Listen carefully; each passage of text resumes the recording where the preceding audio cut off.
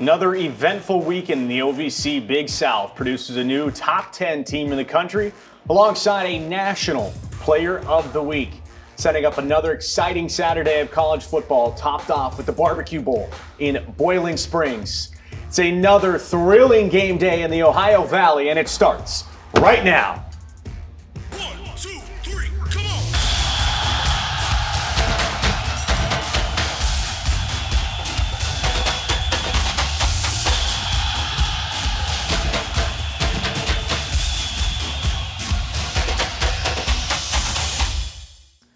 Welcome into OVC Big South Game Day here on the Roar Network. Jacob Stonick, James Zugmeyer, Carmen Lumpkins, another big game day here in the OVC Big South.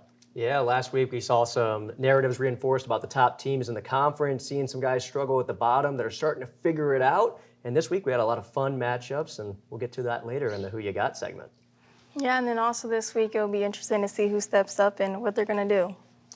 We begin taking a look at last week's highlights in the inter-Illinois rivalry with Eastern Illinois on the road in Macomb against Western Illinois. Starting off, Charles Kellum with a 25-yard rush to put it to 14-3 for Eastern Illinois. It seemed to be all Panthers as they had the multi-score lead for majority of the game. Here's Jaccare Fleming again. Didn't see a lot of touches, but this was his game as he caps off a 55-yard rush on a 3-play drive. Jaccare Fleming, we'll talk about him more in just a bit. You see the explosiveness and the speed of the freshman. A lot more to talk about him later on here in the show. But the valiant comeback effort by Western Illinois, they came close, bringing it to 31-23 here on this last-minute touchdown. Kaysen Carswell finding Alex William.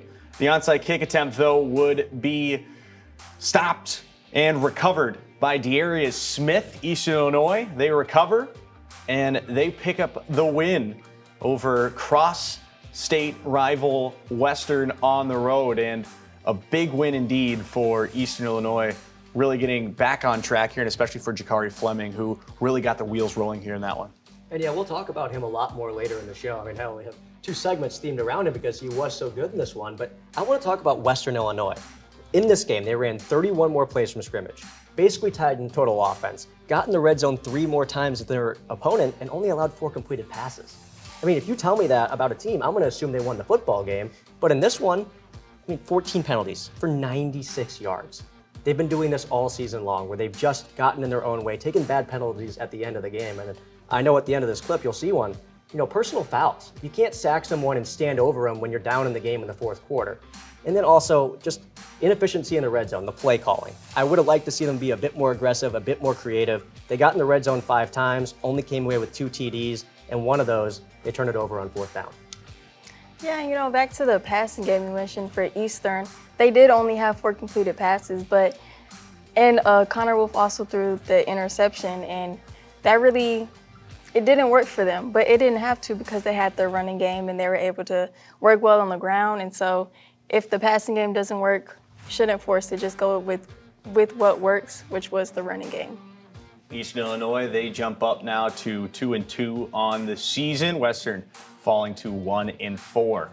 Another interstate rivalry last weekend with the Golden Eagles, Tennessee Tech, going over to the Music City to take on Tennessee State in Nissan Stadium. Number 11 at the time, Golden Eagles, starting off early. Second play from scrimmage, there's Quintel Quinn. 67-yard run. He has been incredible this season for Tennessee Tech. I mean, Tennessee Tech has just been dominant, still undefeated on the year. A big 67-yard run, just the second play of the game.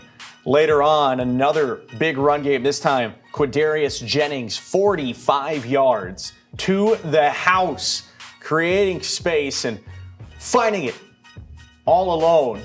Tennessee Tech up big. That seemed to be the cap for the offense, but on the defensive side, they weren't done. There's Andrew Smith, 94 yards. He will take it. First, one quarterback. Got to get around some skill players. A great spin, and now he is gone to cap it off for Tennessee Tech. 35-8. Tennessee State would get a couple of field goals and a safety just to put a little bit extra onto it. But a big win for Tennessee Tech as they continue to be undefeated, now 4-0 coming into this weekend. Well, I like the word you used earlier. You said dominant. That's exactly what they've been all season long. And you saw it, that big touchdown to start the game. This is the 4th game in a row where they've scored on their first drive. So they're a run-first team. Usually you think those teams get it going late in the game. They're starting off fast. In every single game they've played so far this year, they had 281 rushing yards in this one, 3 touchdowns on the ground. And you mentioned Quintel Quinn, Quindarius Jennings. They've both been incredible this year. They have great vision, great speed, great power, and they're both averaging over 8 yards per carry. So they're almost getting a first down by themselves every time they get the rock. And they're 4-0 in the country. They're 4-0 right now, number 9 in the country. I mean, this team looks pretty unbeatable, and I'm looking at the rest of the conference right now and asking, who's going to be able to stop these guys this year? Yeah, and if you want to look at TSU, I mean, it didn't look like it, but they did throw over 200 yards in that game. But what hurt them were their turnovers. They had 4 different turnovers, and one of them turned into that 94-yard touchdown. So they did a lot of passing, but it wasn't productive. So they could have maybe took it to the ground a little more. Maybe they would have found some success a little more. Less than 100 rushing yards for Tennessee State as they now drop to 1-3. Taking a look now at the rest of the scores from last Saturday here in the OVC. See Lindenwood there, a little bit of a rough weekend after their win against Stony Brook, 34-0 over the MAC team, Miami of Ohio. You saw earlier the Eastern Illinois, Western Illinois, Tennessee Tech, and Tennessee State, both of them getting wins. SEMO fell to UT Martin. We'll talk about that game in just a little bit with some of the big impact players of that game. They win 34-10 over the Red Hawks at home. Also had brand new helmets in that game for the first time in over a decade. Also, Charleston Southern, they get a big win over non-conference rival South Carolina State, 31-24. Leading into our OVC Big South Offensive Player of the Week after a big game at home for UT Martin, QB Jase Bauer given the honors of Offensive Player of the Week. And he was incredible at home. 15 for 22, 225 yards per total through the air, alongside 2 passing touchdowns. And just to cap it off, also had 2 rushing touchdowns as well. That was the first play from scrimmage as well. And I mean, UT Martin, they were off to a rough start. They faced some good teams. They played Oklahoma State. They played UT El Paso as well. They have had some tough opponents. So that 0-4 record is certainly does not reflect how they've been playing this season. And I mean, last Saturday was Jase Bauer lighting it up at home. Yeah, what I like about Jase Bauer is this year he's taken his game to that next level. He's been kind of a journeyman so far in his college career. He spent 2 years at Central Michigan, 1 at Sam Houston, first year at UT Martin, and he's always been a guy that struggled to be accurate. Get that passing percentage up is something that he's needed to do, and this year he's close to 70% on that. So he's not missing his guys, he's reading the field, he's seeing it better, and this week he showed off the wheels a little bit, and I know, Carmen, you wanted to talk about that a little bit. Yeah, and I mean, the run game is important to also include as a quarterback. You can't just pass it all the time. So I think it's good that Jase Bauer showed that he can run a little bit as well. Now on the defensive side, another Skyhawk given Player of the Week honors. Keyshawn Johnson on the defensive side also had an impressive showing against SEMO. Johnson picked up 3 solo tackles alongside 7 total tackles, and also had 2.5 tackles for loss, and also 2 sacks in that mix as well. And he was just a force, a leading force on that UT Martin defense who really controlled SEMO that entire game. Yeah, what I like about him is he's the smart linebacker. You think of some of the top linebackers ever to play. They can read the offense. They know what they're going to do. And for him, he's not just a guy who's going to go in and rush the quarterback. He'll go back into his zone, he'll take care of his space, but when there's an opportunity to make a play, he does it. And right now, I mean, he's second in the OVC Big South in tackles for loss and sacks, but you look at the tackle number, it's not very high. He's not getting involved in a lot of the run stopping. It's when the quarterback rolls out or he's spying that quarterback, he's able to make a big play that impacts his team and the game. Yeah, like you said, he can read the offense and just get around his opponent. And he's kind of sneaky a little bit too. You don't really expect him to break off the line, but like you said, he'll like he'll look at it for a while, and then when he sees the opportunity, he goes and takes it. Now take a look at our last player of the week, and it was Jaccare Fleming giving honors of Freshman of the Week for his incredible performance on the road in Macomb for Eastern Illinois, and finally getting the wheels turning. He only had 6 rushing yards in the season opener, had 1 against Indiana State, and then 16 against Illinois State at home. And then finally, he was given the kind of the trust and the keys to the team, one might say. 111 yards, 2 touchdowns on the day. And also to throw in, he didn't lose a single yard. All of them positive yards, 111 total, averaging 12.3 yards a carry on just 9 attempts. Incredible showing for the freshman, who was given national honors as well, that we'll talk about in a little bit. Yeah, he's a young, hungry guy. Hasn't had many opportunities so far this year to run the ball traditionally. He's been doing kick return duties for the team, and he had 14 carries in this one. That's the most he's had. That's on the season. 14 carries on the season so far, and yet you look at the numbers. He's second in yards per carry in the conference, 9.6. So he's showing off that speed. He has 4.41 40 speed. He was a track and field athlete in high school, ended up winning a state title in the 4x1, and you saw it on some of these runs. I mean, on this one right here, he's breaking away. He doesn't slow down one bit because he has that endurance built up from his track history. So for me, if I'm Eastern Illinois, you see what he did this week, go back to him. Give him more opportunities, because in the limited amount of attempts he's gotten, he's really been able to show out this year. Yeah, and I think for his opponents, what they need to realize is you have to get him when he touches the ball. As soon as he touches the ball, you have to be ready to attack, because as soon as he breaks free, he's going to take it all the way to the end. Well, we'll now take a look.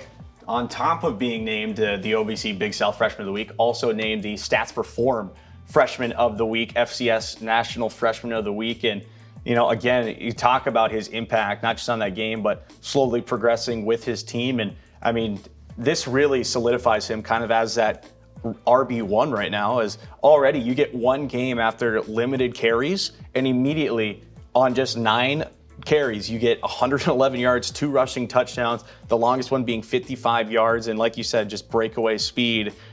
There's no better way to have a breakout game than that, and then have the honors put on top of that as well. And we're talking about the impact this week. You see what he can do when he gets opportunities. I would like them to use him in more of a Devon Achane type role. He's a guy who has that speed, and if you could try to run some screen passes with him and get him to the outside, maybe not running up the middle as much, that's dangerous. That opens up a lot of new wrinkles for this offense. And this is a team that has already made some changes this year. They switched out their quarterback, and Connor Wolf has come in. He's been really good, but he doesn't have the wheels of the guy that he replaced. Now you need an RB2 to step in there, take some of the carries, and now he's getting the ball. He's showing up on the stat sheet, and he's also getting honored nationally. Yeah, and with the Eastern game, it was a running game like we talked about, but he led the way for that. He stepped up whenever Connor Wolf couldn't get the passing game going. He was there to step up and take it to the ground. But also, even on the other side with special teams, those kick returns, he had 3 different kick returns for 60 yards. That's also like a secret weapon that you have when you have a player that can step up on special teams and make some big plays there as well. And I like that you mentioned the special team side of things. He has really solid vision. That's why he's back there. So when you have a guy that's this fast and can see the field like he does, that makes him such a threat on offense that maybe even if they're not blocking the best, they're not giving them the biggest holes, he'll still find them. He'll still find a way to make a play even if it's not there. And right now, look at the special teams. They just got to block a little bit better. Right now, he's had opportunities where maybe he gets 1 or 2 blocks, he can take it to the house, but they just got to clean things up on that side of the ball. Was really, really impressive for Eastern Illinois. We'll see what he does this upcoming weekend in their next matchup. But now taking a look at the Golden Eagles, who we talked about, were just dominant. They come into this week at number 9 in the AFCA FCS National Ranking. They're the first OVC Big South team since SEMO last season to be ranked in the top 10. And they have been, like we said, just absolutely dominant, picking up another big win on the road. They've faced so many great teams, and they are very high in just about everyone's rankings. They have been incredible, and I don't think they're going to stop anytime soon. Yeah, this is their best record to start a season since 1977. I know none of us at this desk were alive during that time, so Tennessee Tech fans are finally getting to see a dominant team in front of them, and their 9-game win streak is the longest in the FCS currently. And it's really because of they can win in so many different ways. They pick up Kakoa Vesperis this offseason, bring him in, and he was a guy who was putting up big stats at Eastern Washington, but wanted to come to a program where he could maybe compete and get into the playoffs. You're seeing it right now, number 9 in the country, and I imagine they're going to be in a playoff spot by the end of the season. Yeah, and when you talk about these winning teams, it's not just their offense, it's also their defense. And their defense is really good, especially when you have 6 different players in the backfield who can make big plays and get interceptions on the season. So they have those powerhouses on the defensive side that keeps them in the game to score, to stay ahead and win the game. Well, the most points they have allowed so far this season as well is only 17. That was against Chattanooga at home. As just offensively, they've put up 65, 45, 72, 35. They have been practically unstoppable. That being said, also kind of facing some teams that one might say not the toughest opponents, facing Cumberland, Chattanooga, Davidson, and now Tennessee State coming into OVC play, and later on they'll have to face Kentucky as well. Do we think that these games, despite being what someone might say is not the best opponent, doesn't really matter? I mean, you look at the scores and see how different that has been. That's why Tennessee Tech is just dominant, and no matter who they're going to play, doesn't matter how good they are, they're going to have a really good chance to continue to be dominant, probably be a top 10 team for the rest of the season. Yeah, I mean, you look at the film, right? Because numbers can be deceiving. It's just everybody's doing what they're supposed to do. The linemen are on their blocking assignments, and we haven't talked about their line. Their line's been incredible too, giving really nice holes for these running backs to just jump through and get the easy yards, and then once they get to the second level, they're just too big, too fast. But when they're playing against these OVC teams now, for them, it's just work out the kinks. Work on the things that you're struggling with, and they know what they need to work on in practice every single week. Go out there, win the game, first and foremost, and then get ready, because I feel like their real season is ahead of them in the postseason. I think what it comes down to is as long as you have a foundation, that's really what matters. And I think Tennessee Tech, they do have a foundation. And even though their opponents haven't been that advanced yet, I still think they have a good start, and that's what's going to keep them going. Well, right now their biggest look is for a national championship, obviously, as any team does. And after getting a share of the OVC title last season, they'll be looking to continue that on. But right now, looking forward to probably our game of the week here, big game today, as in Boiling Springs, North Carolina, will be the 24th edition of the Barbecue Bowl between Gardner-Webb and Charleston Southern, kicking off at 1:30 p.m. Eastern, 12:30 Central, and that will be, like I said, the 24th edition between these two teams, starting a long time ago, back in 2002, and it hasn't been a super long rivalry, not super historically ingrained, as one may say, just still starting in the 2000s, but now they've become the 2 remaining teams of the Big South, so they kind of have that chip on their shoulder, and they have really a lot of things to fight for. And now they got a cute little pig as well to fight for as well in the Barbecue Bowl coming up here on Saturday. Well, I haven't had lunch yet, and I would like a little bit of that barbecue bowl. And I know over in the Carolinas, they take their barbecue pretty seriously, so hopefully they're out there in the pregame making some stuff out in the parking lot. But this is Gardner-Webb's first conference game of the season so far. They've played 2 FBS teams, Ohio and Georgia Tech, and I think they played really well against them. But you see some of the inconsistencies with this team, and you wonder when they're going to put it together. And if they do put it together, I have a strong feeling they're going to probably be in that number 2 spot in the conference this year and could be a contender for Tennessee Tech.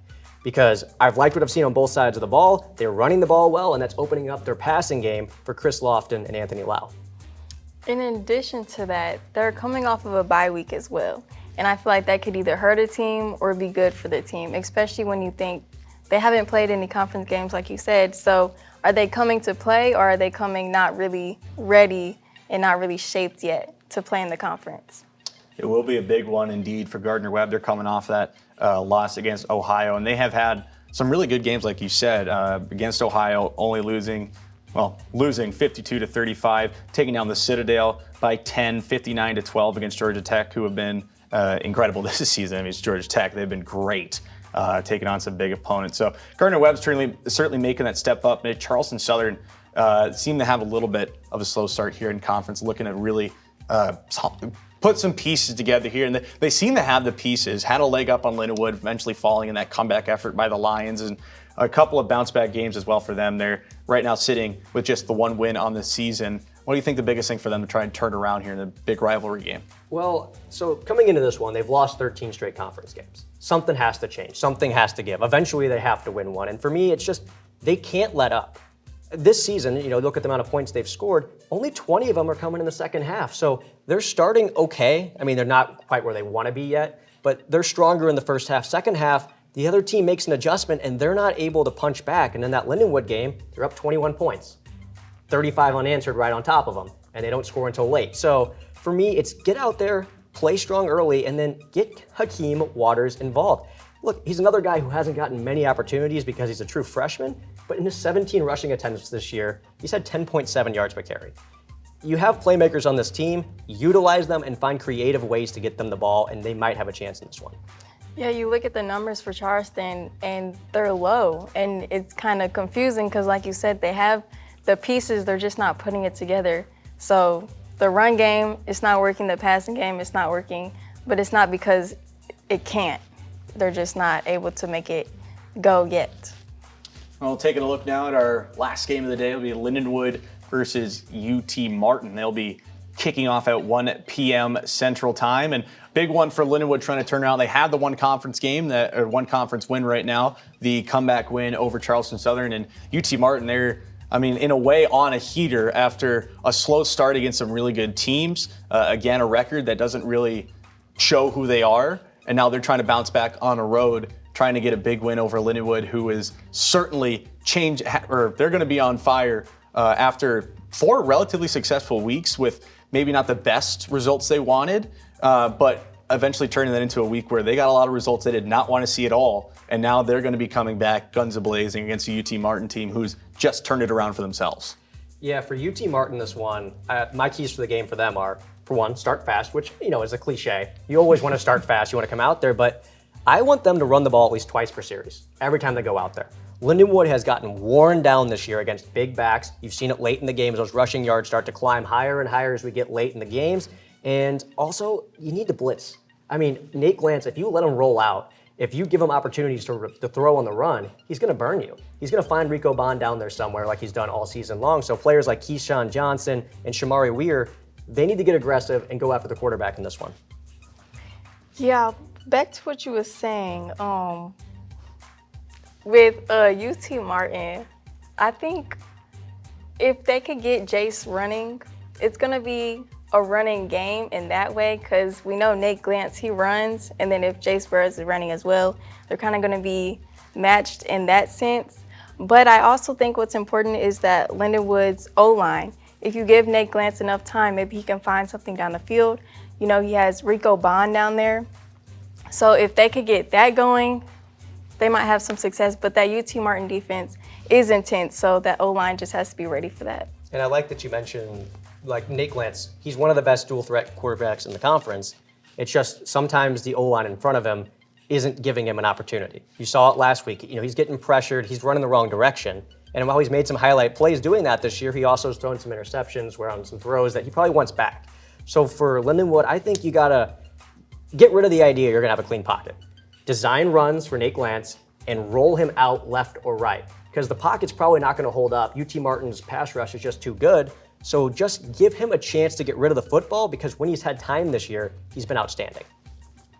Well, we'll quick look at the conference standings here through week 5. SEMO, they're on their bye this week. It will be Tennessee State and Eastern Illinois, the other game alongside Tennessee Tech and Western Illinois. Tennessee Tech right now, they're up top. Obviously just one conference game. Gardner-Webb, the only one that has yet to play a conference game so far. And East Illinois right behind them. Lindenwood, UT Martin all at that 1-0 look. And we'll see a lot more changes as we go through. Still only one conference game under everyone's belt, with the exception of Gardner-Webb, who will look to hopefully add a positive over Charleston Southern. And same thing goes for Charleston Southern on the other side as they look to improve their possible win streak here after picking up their first win of the season.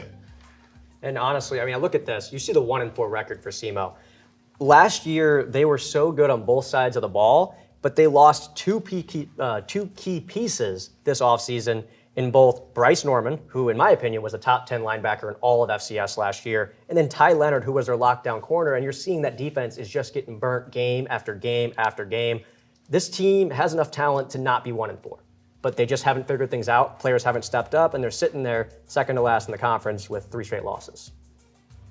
Should be another fun weekend of OVC football. Won't see any non-conference games for a while. That's how the conference shakes up here in week 5. Time to go to our favorite segment. It's time for Who You Got, as we take a look and pick who we think will take home each OVC matchup here this weekend. And we are going to start off with Tennessee State on the road to Charleston to take on Eastern Illinois. A big game for Tennessee State, trying to turn things around. Eastern Illinois trying to continue and create a streak here. James, who you got?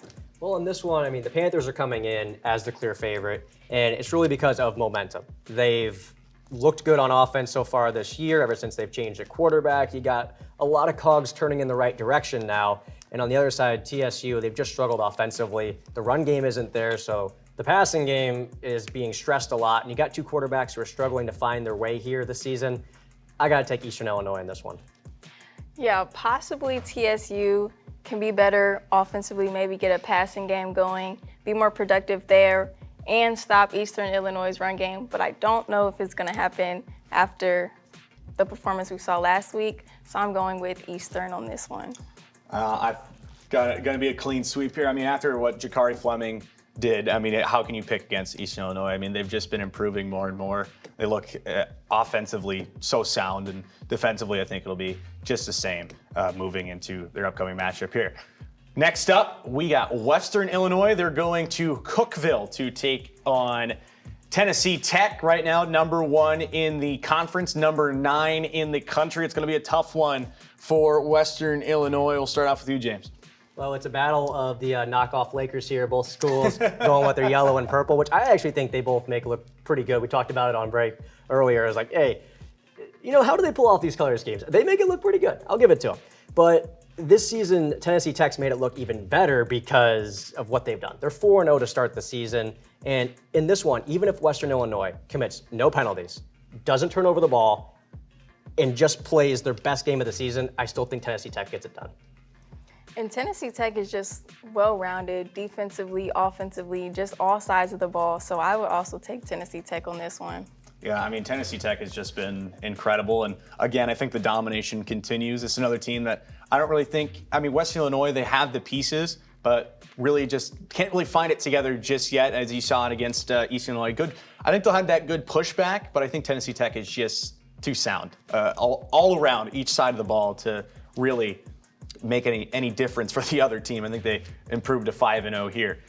Next up, UT Martin. They're coming to St. Charles to take on the Lions, who are looking to get back into their run. UT Martin, after a big win against SEMO, they're looking to make that into a possible streak.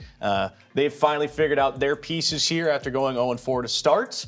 So they'll look to improve to 2-4 here against Lindenwood, trying to not make it 2-4 for themselves. So James, who you got here?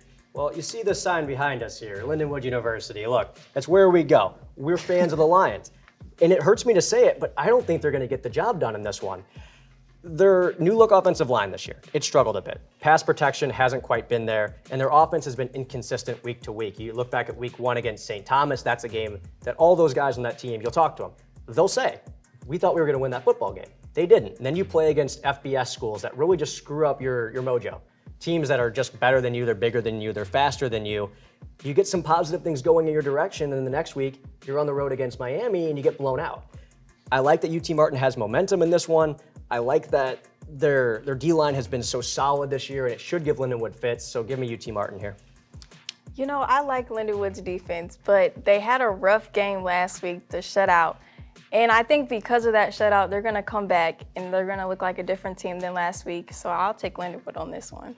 Yeah, I mean, I like Nate Glantz a little bit too much here. I mean, looking at the comparisons between Bauer and Glantz, it was similar and also stark differences at the same time, and in terms of just the numbers. But I think right now Glantz is just creating so much, and the wide receivers are there with him too. If they can get that offense connecting, I think Lindenwood has it just a step over UT Martin. I think defensively they have it there as well. So that will be.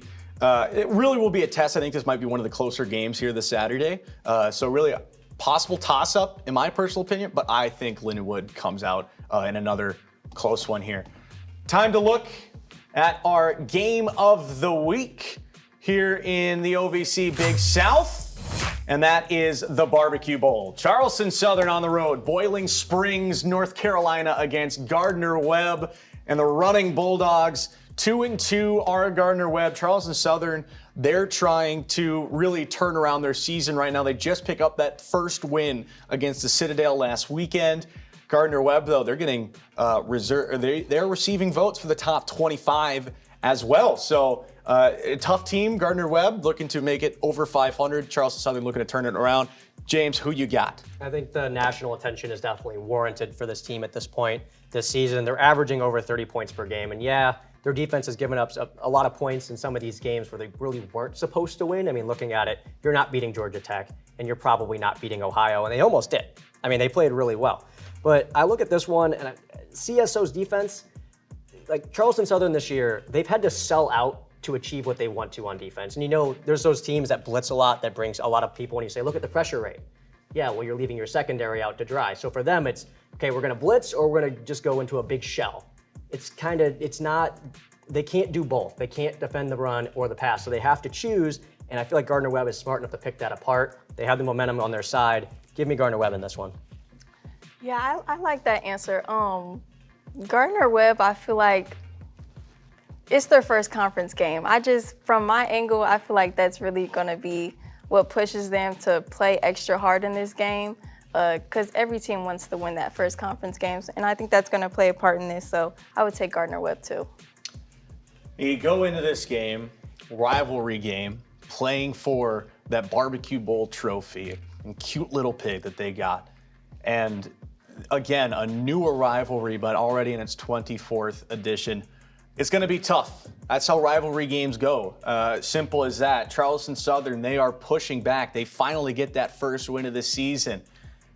But Gardner-Webb has a great offense. Gardner-Webb is really pushing back. So give me the Running Bulldogs to win the Barbecue Bowl here, to get another win over Charleston Southern, improved to 3-2 on the season, pick up that first conference win as well.